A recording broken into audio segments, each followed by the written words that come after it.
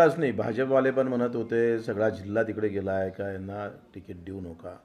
मला याचं कौतुक वाटते आणि थोडं दुःखही वाटतं का ज्या रानानं भाजपचं कार्यालय तोडफोड करून भाजपच्या कार्यकर्त्यांना कानपडीत मारलं, पालकमंत्रीने तो बालकमंत्री आहे असं हिणवलं.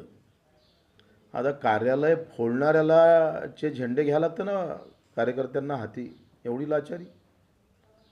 तुम्ही सांगा, म्हणजे भाजप असा पक्ष आहे दिसतं मला का ज्यानं कार्यालय फोडावं, कार्यकर्त्याला मारावं, चांगलं ठोकून धरावं, त्यांच्यावर गुन्हे दाखल करावे, त्याला उमेदवारी द्यावं आणि त्याचे झेंडे हाती कार्यकर्त्याला घ्यायला लावायचं. मला वाटतं एवढी लाचारी कुणावरही येऊ नये. कार्यकर्त्यांच्या मनाची किंमत, त्यांच्या स्वाभिमान कुठलाही ठेवल्या गेला नाही वरिष्ठ नेत्यांनी.